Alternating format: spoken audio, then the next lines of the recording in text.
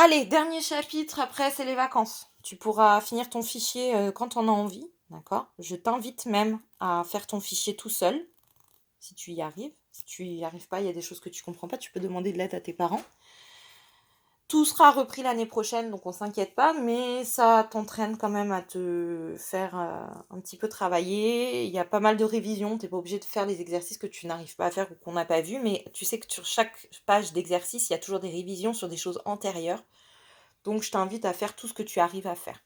Et si tu comprends des choses, tu n'hésites pas à faire aussi. Donc, on travaille sur la multiplication à 3 chiffres. Donc là, on va expliquer pourquoi, quand on fait 143 fois 6, on fait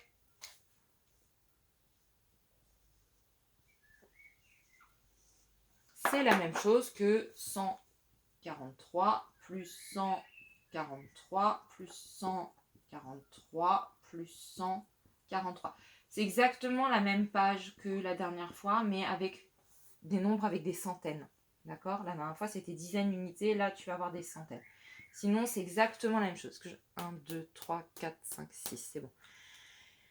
Donc, à chaque fois, tu feras l'addition et tout de suite la multiplication qui va avec. Pour bien comprendre le lien qu'on fait entre l'addition réitérée. Réitérée, c'est quand on répète tout le temps le même nombre, et la multiplication en colonne. Eh bien, on commence par les unités. On va donc faire 6 fois 3, puisque quand on fait l'addition en colonne, on commence aussi par les unités. Et on se retrouve à faire 3 plus 3 plus 3 plus 3 plus 3 plus 3. Et donc 6 fois 3. C'est ce qui est écrit là. 6 fois 3. 3 fois 6. D'accord? Ça fait 18. Je mets 8 dans mes unités. Je mets 8 dans mes unités. Et je retiens 1 dans ma dizaine. Et je retiens 1 dans ma dizaine. Qu'est-ce que c'est génial! Ensuite, on fait les dizaines. Donc, j'ai 6 fois le chiffre 4.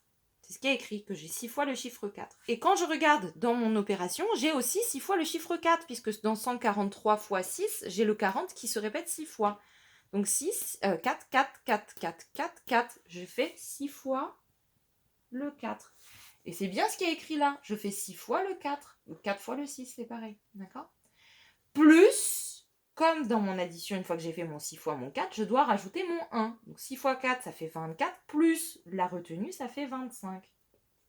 Je pose mon 5 dans mes dizaines et ma retenue dans mes centaines. Je mets mon 5 dans mes dizaines et ma retenue dans mes centaines, exactement comme dans l'addition. Et ensuite, j'ai pas 3 fois 6, hein. Attention, j'ai pas 3 fois 6, j'ai le 100 qui se répète 6 fois. Dans 143, c'est le 100 qui se répète 6 fois. Donc j'ai le 1 fois 6.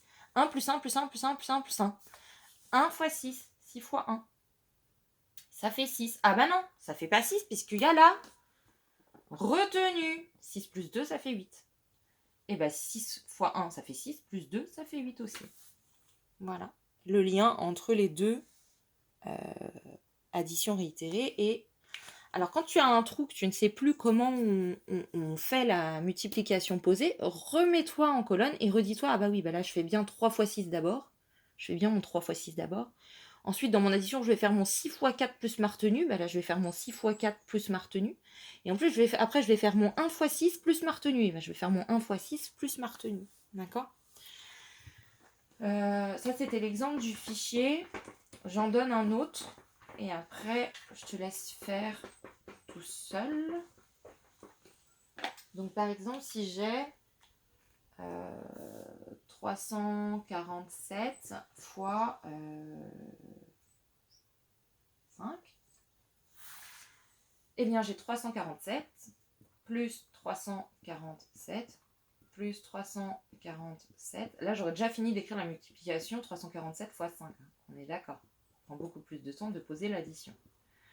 347 fois 5. Ça prend 2 secondes. Hop.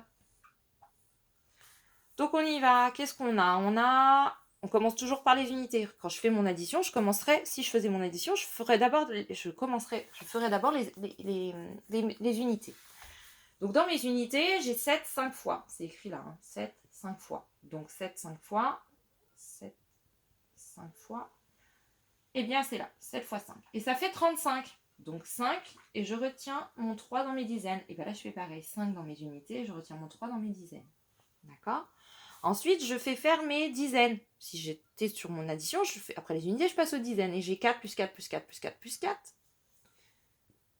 5 fois 4. D'accord? 4 fois 5. Et ça fait 20. Plus ma retenue. 23. 3. Et je retiens 2 dans mes centaines. Et bien là, c'est pareil. 4 fois 5, ça fait 20. Plus ma retenue, ça fait 3. 3 dans les dizaines. Et je mets 2 dans mes centaines. Et ensuite, donc là, on a fait le 40 fois 5. Et maintenant, on va faire le 300 fois 5. 300 plus 300 plus 300 plus 300 plus 300. 300 fois 5, ça fait 15. 3 fois 5, 15. 3 fois 5, 15. 3 fois 5, 15. Donc 5. Et je retiens 1 dans mes 1000. Et 1 plus rien, ça fait 1. Et bien là, c'est pareil. 3 fois 5, 15. Oh là, j'ai oublié ma retenue. 15 plus 2, 17.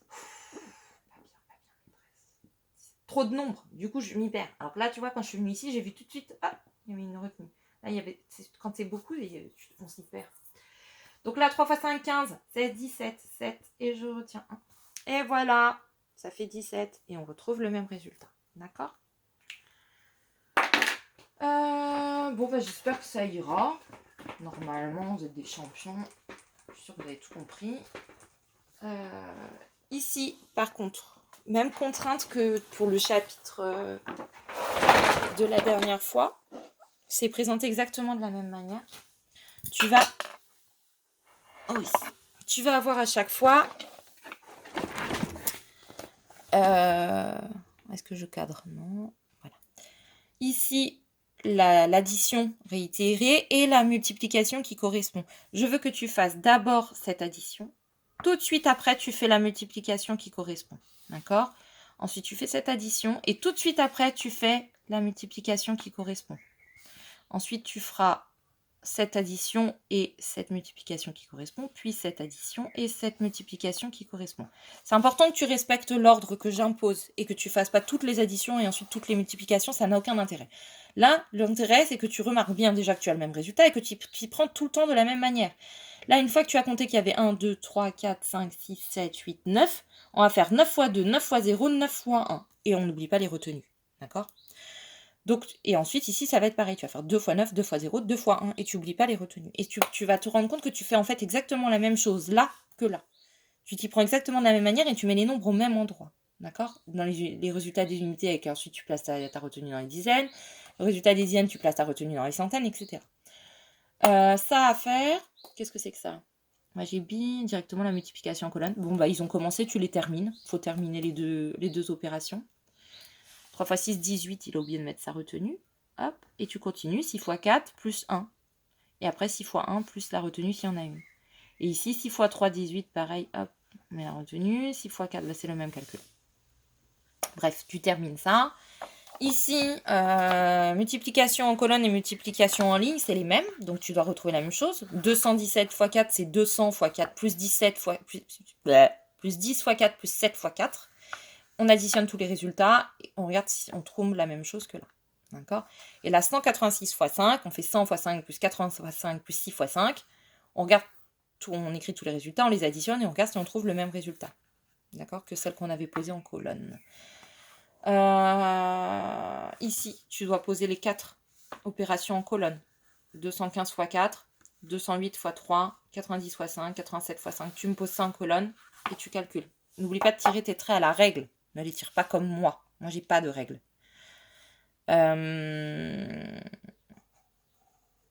Tu es capable de faire. Là, je pense que c'est des traits de 10 cm. J'ai pas de règle, donc je peux pas vérifier. Mais je suis quasiment sûre que ça va être des traits de 10 cm. Et donc, du coup, ça va très vite à calculer. Ça doit être des traits de 1 cm. Donc, ça va très vite à calculer. On a 10, 20, 30, 40, 50, 60, 70, 80. C'est quoi? Les fourmis rouges et grises partent du point vert. Il est où le point vert? Ah oui, il est là. La fourmi rouge va vers le point A. Elle fait ce chemin-là. Et la fourmi grise va sur ce chemin-là jusque B. On te demande combien va parcourir la fourmi rouge. Bah, tu comptes 10, 20, 21, 22 peut-être. Et la fourmi grise va parcourir 10, 20, 30, 40, 41, 42, 43, 44. Et puis je sais pas combien là. Il faudra additionner. Tu additionnes tout. De quel point devrait-elle partir pour parcourir la même distance? Oh là, ça c'est un peu plus dur. Bon, tu fais pas ça. Tu laisses pour le point M. Mais le début, tu peux le faire. Après, je dis que ça fait 10, mais vérifie bien. J'ai pas pris ma règle. Hein. Donc, je suis pas sûre... Attends.